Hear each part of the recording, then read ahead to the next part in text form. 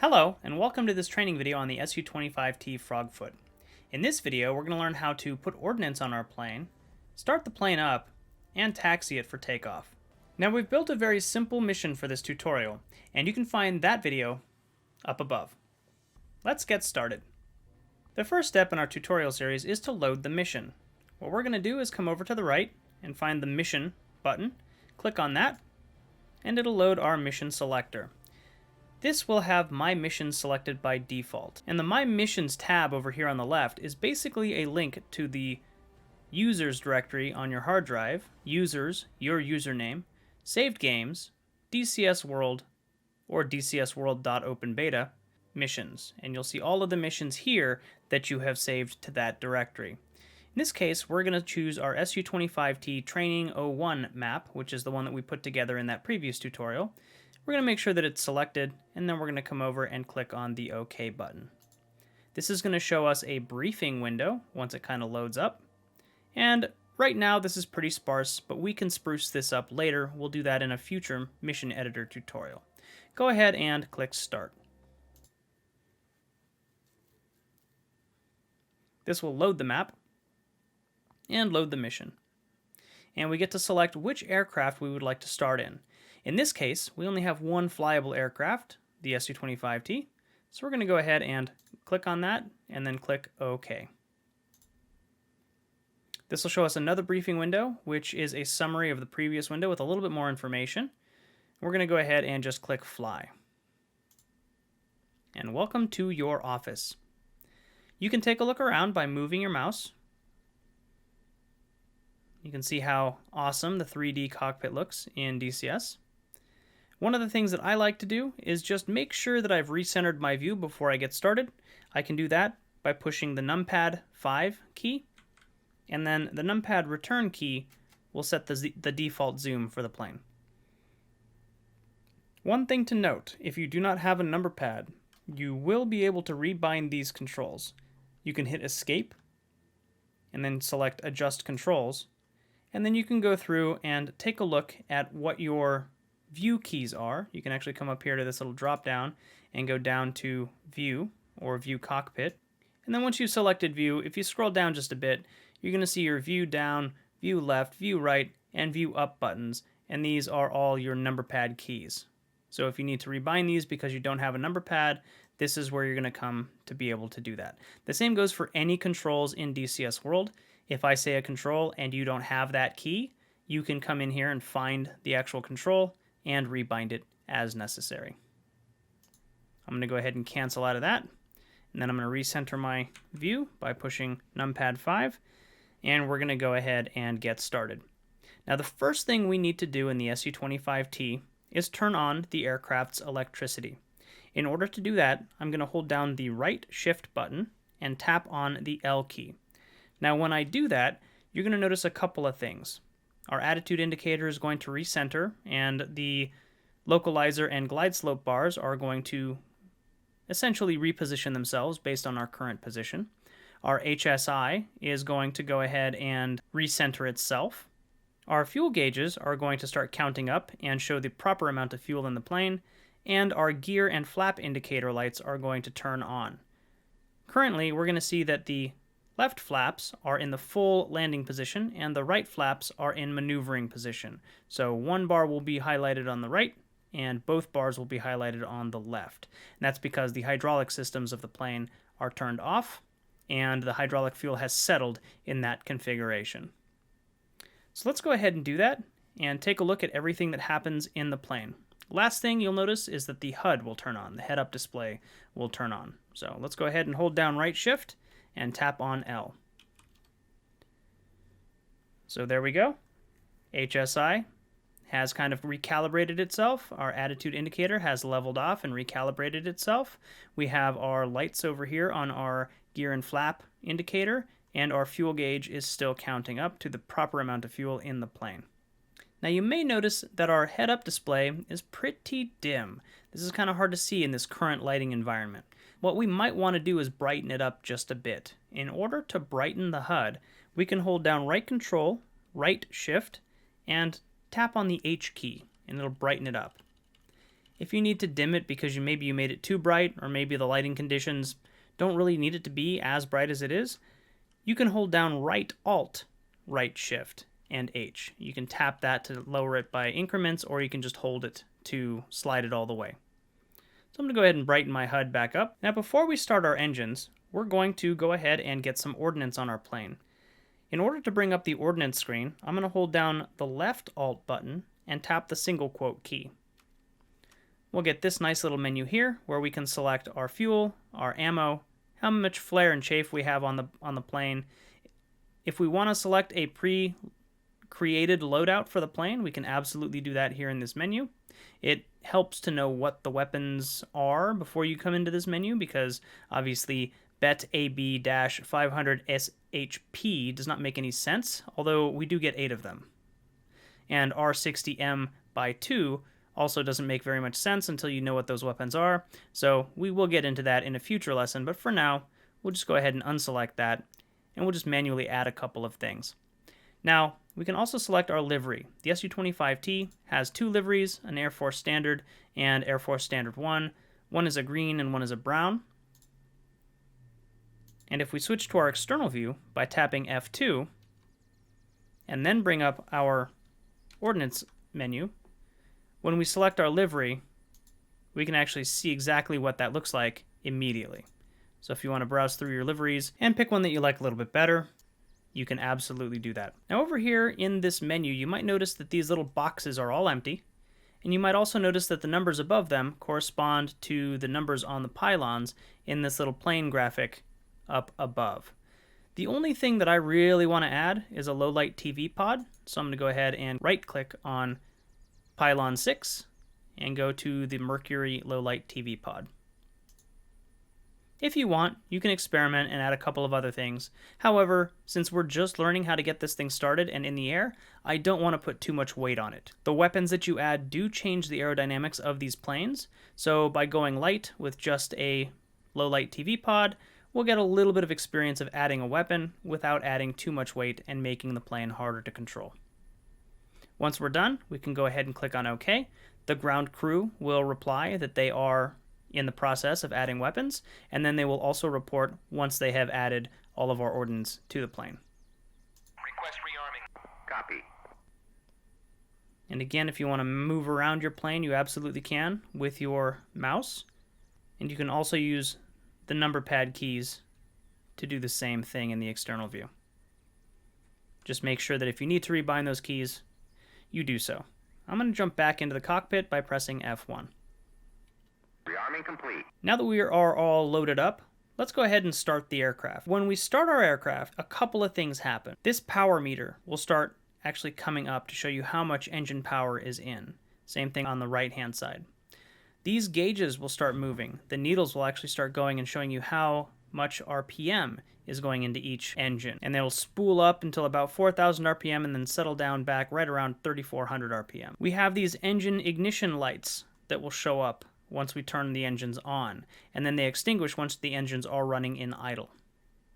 Our flaps will actually raise because the hydraulic system will turn on, and the hydraulic fluid will bring them up into whatever position we have our flaps switch in, and in this case the flap switch is right here, and it is in the raised position. The other switch that I want to point out, the gear lever right here, which is in the down position, and that's indicated by the 3 green lights here underneath the aircraft. As far as the buttons for starting the plane, let's jump out to our external view really quick. I'm going to move around to the back of the plane. We're going to take a look at our 2 engines back here. We have a left engine and we have a right engine. You'll notice that there's a little bit of space in between them, right where the tail kind of sticks out the back of the plane. If you look down at your keyboard and look at the 3 or 4 buttons to the right of your spacebar, you should have an Alt key, maybe 1 or 2 buttons in between the Alt key, and then a Control key. If you look at the right Alt key, that maps to the left engine. If you look at the right Control key, that maps to the right engine. You'll notice that there's a space in between the engine on the screen and the 2 keys on your keyboard. So right Alt is for your left engine, and right Control is for your right engine. Let's jump back into the cockpit. In order to start our left engine, which is the engine that we want to start first, we're going to hold down the right Alt button, and we're going to tap on the Home key. And again, what we're going to see is we're going to notice that we're going to get an engine start light, this dial is going to start spooling up. One dial will stay there because it's the right engine. The left engine dial will spool up to about 4,000 and then settle back at about 3,400. And the left power setting is going to spool up as well and then level off. So let's go ahead and get our engine started. Right Alt, Home. And you'll notice that our indicator lights on our flaps are also raising as the flaps come up. And we have our engine start light on, our power meter has kicked up, nothing is in the red, so we're doing good. And our left engine indicator for the RPM is moving up. Let's go ahead and wait for our left engine to spool up and settle, and then we'll get our right engine going. All right. Looks like the engine start light is off, and we're idling there. Nothing is in the red, everything is in the green. Looks good. Let's go ahead and get our right engine going. We'll hold down right control and tap on home. We notice, again, we get an engine start light here on the right engine. Our little needle here starts moving up for the right engine, and our power meter pops up. And we'll just let this spool up until it gets to idle as well. You'll notice our flaps have raised fully, our gear is still down, and that is exactly where we want it to be.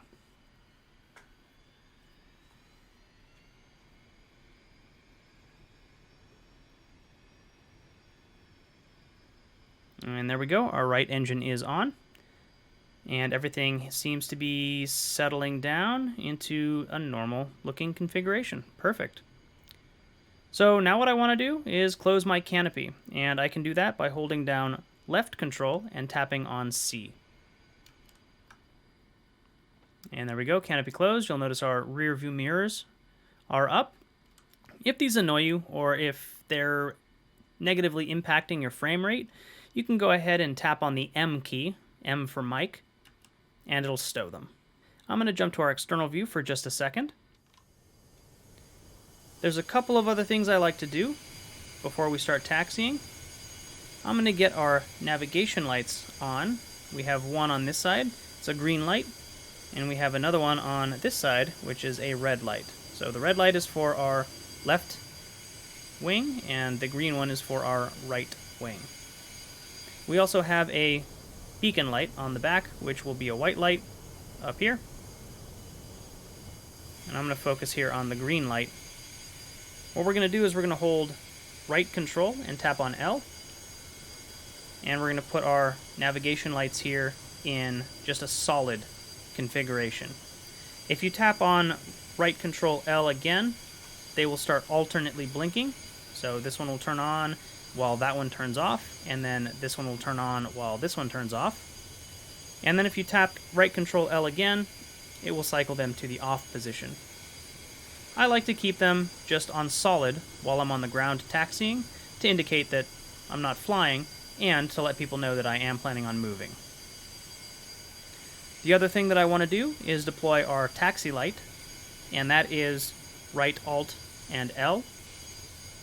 You'll notice our taxi lights deploy and turn on and illuminate the ground right in front of us. If we hold down right Alt and tap L again, this will shift forward ever so slightly, and it'll focus it further ahead of us for landing.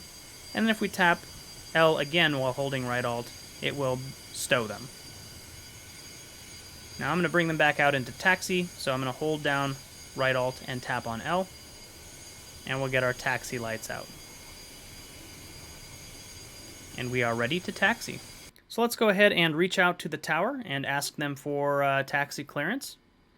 I'm going to tap the / key. It'll bring up my communications menu. Now I can come up here and click on this button here, or I can just tap on F5 for ATC, which is Air Traffic Control. We are at Cabo Leti, so I'm going to go ahead and hit F1. And you'll notice that I have the option to request startup. If you want, you can do this before you start the plane up. Honestly, in real life, I've never had to request startup, but go ahead and request it just to make this menu move forward. Cabo Leti, in field 1-1, request startup. In field 1-1, Cabo Leti, cleared for startup. Then you'll notice we'll get the option to request taxi to the runway. So again, you can click on this, or you can just tap the F1 key. Capoletti, infield 1-1. Request taxi to runway. Infield 1-1. Capoletti, clear to taxi to runway 7. So they've cleared us to taxi to runway 7. Cool. How do we find runway 7? Great question. There's a couple of different ways. The first way is the runway number actually corresponds to its magnetic heading. So runway 7 would be runway 070. They round up whatever the magnetic heading is to the closest 10 degrees. So in this case, 07 would be 070, and then they just drop that last zero.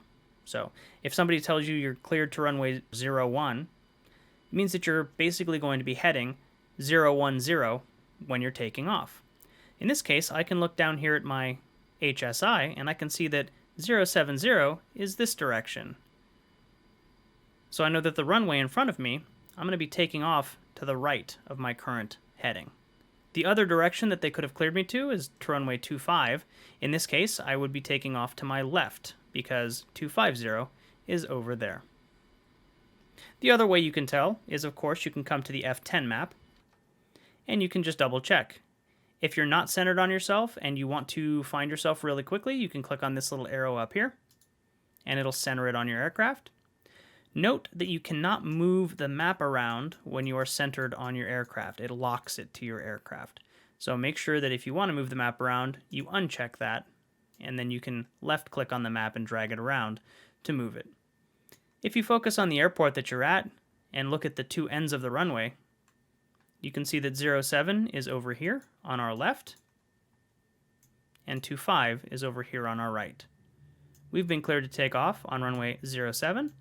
So we're going to come over here to the left, and this is the runway that we're going to be taking off on. And we'll be taking off on a heading of 070. Now we can double check that by coming up here to the top, clicking on our ruler, right-clicking on the map and dragging it. You'll notice that the heading of this runway is 069 degrees. Nice. And you'll notice that if you round that up to the nearest 10, it will be 070. And then if you drop that last 0, you'll just end up with 07. Same thing on the other side of the runway. If we come over here to runway 25 and check its direction with our ruler by right-clicking and dragging, you'll see that it's just about 250. Might be 249 depending on how straight you drag. And if you round that up to the nearest 10, it'll be 250, and then dropping off that last 0 will make it runway 25. Let's jump back into our cockpit and head over to our runway. So the first thing we're going to want to do to start taxiing is figure out what our brake key is, because the last thing you want to do is taxi off of any of the paved surfaces into the grass. So if you look down on your keyboard, the wheel brake is the W key, and you can hold it down. You'll notice in the lower right of the screen, you'll see where your brakes are and how hard they're being pushed. And then the other thing that we're going to want to know is what keys move our rudder pedals. So if we move our view down just a bit and we tap on the Z key or hold it down, we'll notice that we're moving the plane to the left, and if we tap on the X key, we'll be moving the rudder to the right. The rudder also controls the nose wheel steering. Let's go ahead and tap 5 and recenter our view. The next thing that we want to know is how to increase our throttle, because that's going to help us move forward. On your number pad, there's a plus key and there's a minus key. If you don't have a number pad, again, you can always go and rebind these controls to something that you do have. I'm going to go ahead and tap on the plus key, and I'm going to give it a couple of taps just until it gets to about 6,000 RPM. I'm going to tap it one more time to go just over, and that'll start the plane rolling. And then I'm going to tap it back one just so that the plane continues to move but doesn't start going too fast. And here I'm going to tap my Z key to use the nose wheel steering to line myself up here with the taxiway center line.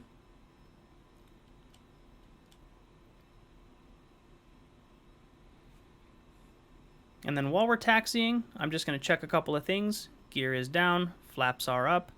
It looks like we have enough fuel. Our heading indicator is moving, and our attitude indicator looks like it's still level. And we notice that our turn coordinator is moving freely. Go ahead and adjust to the left just a bit more to catch this dog leg. I'm going to drop my throttle just a bit because I'm starting to go a little bit fast. I'm also going to look up here at the top of my HUD, and I'll notice that this is my airspeed, not my ground speed. It does not go below 80 kilometers per hour. So as you're taxiing on the ground, this will just say 80. That doesn't mean that's how fast you're going. That's just the minimum. You'll notice that there's this little triangle underneath it. If it's in the center, it means the plane is more or less staying at the same airspeed. If it drops to the left, it means that the airplane is slowing down from the current airspeed. And if it's to the right, it means the aircraft is accelerating from the current airspeed. Let's go ahead and tap our X key to turn to the right. And the runway is just in front of us. So I'm going to go ahead and bring my engines to idle by holding down the minus key. And just before we get to the runway, I'm going to hold down my W key to engage the wheel brakes. Last couple of things of note. If we look up at the top of our HUD, we'll see our heading tape. This is showing that we are heading 330 degrees, or 332 essentially. And if we look down here at our HSI, we'll notice that that matches what our heading tape up here is showing. Over here we have our current altitude, and we are at ground level, so it shows 0. And that brings us to the end of this Su25T initial tutorial. How to load Ordinance onto your plane, how to get the plane started up, and how to taxi it over to the runway. Now, a good rule of thumb for taxiing is to not taxi any faster than a brisk walk.